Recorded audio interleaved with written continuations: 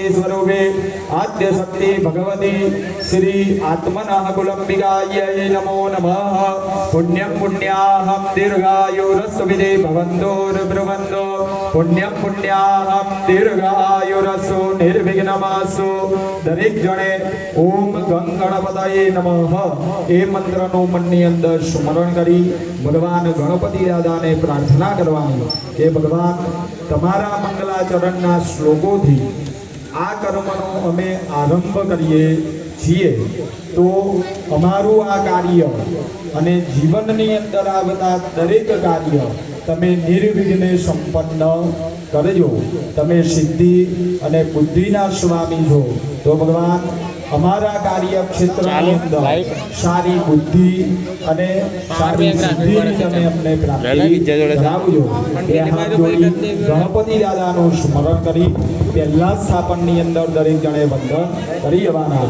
હરે ઓમ જમુકાસ્તય ગદંતાસ્ત કપિલો ગજકર્ણક લંબો સરસ વિકટો વિઘ્નનાશો વિનાયક પ્રકે દુર્ગણાધ્યક્ષો બાલચંદ્રો ગજાનનો દ્વૈરાણી નામાની ય પરે શુણ્યાદપે વિદ્યારંભે વિવાહે ચ પ્રવેશે નિર્ગમે તથા સંગ્રામે સંકટિશ્ચૈવ વિઘ્નસ્ય ન જાયતે। શુક્લાંબરંધરં દેવં શશિવર્ણં ચતુર્ભુજ પ્રસન્नं વદनं ધ્યાયે સર્વવિઘ્નોપશાन्तये। અભીપ્સિતાલસિદ્ધ્યર્થં પૂજિતો યાસુરાસુરે સર્વવિઘ્નહરસ્ત સમય ગણાધિપતये નમઃ। સર્વદા સર્વકાર્યેષુ નાસ્તિ દેશાન મંગલં એષાં હૃદયસ્વર ભગવાન મંગલાય તનો હરે। તદેવ લગ્नं સુદિनं તદેવ તારાબલમ ચંદ્રબલમ તદેવ વિદ્યાબલમ દેવબલમ તદેવ લક્ષ્મીપદેન્દ્રેન્દ્રયુગં સ્મરામિ। યાવસ્તેષાં જયસ્તેષાં કૃતસ્તેષાં પરાજય યેષામિન્દે પ્રદશ્યામો હૃદયસ્થો જનાર્દન। તત્ર યોગેશ્વર કૃષ્ણો યત્ર પાર્થો ધનુર્ધર તત્ર વિજયો વૃદે દર્વાણી ધર્મધિર્મમ। સર્વેષ્વારબ્ધ કાર્યેષુ ત્રયસ્ત્રી ભુવનેશ્વર દેવાદિસંદન સિદ્ધિ બ્રહ્મેશાના જનાર્દન। વિનાયકં ગુરું બ્રહ્મા વિષ્ણુ મહેશ્વર સરસ્વતીં પ્रणम्यादो સર્વકાર્યાર્થ સિદ્ધયે। શ્લોકાન પઠિત્વા ઇષ્ટાન વૃદ્ધાન દેવાન પ્રણમ્ય। દરેકનાથમાં જે ધૂળ ચોખા છે એ થાળીની અંદર પાન ઉપર મૂકી દેવાના। હા, ખાલી વચ્ચેની જે થાળી છે એમાં પાન મૂક્યું છે એની ઉપર એ ફૂલ થાળીમાં ફૂલનો હાર હોય તો ફૂલનો હાર લઈ લીધો અને પાન ઉપર ફૂલ અને ચોખા મૂકી દો।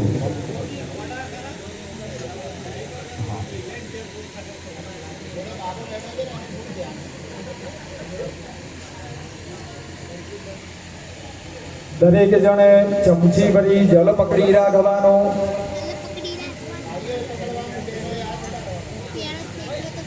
જમણા હાથે પકડવાનું ચમચીનું પાણી। જમણા હાથે બહેનોએ જમણો હાથ ત્યાં આગળ પુરુષોને અડાડી રાખવાનો।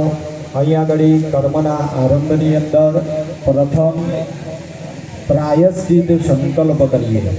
મનુષ્ય માત્રના જીવનની અંદર જાણતા અજાણતા અનેક પ્રકારે પાપ થયા કરે, બરોબર।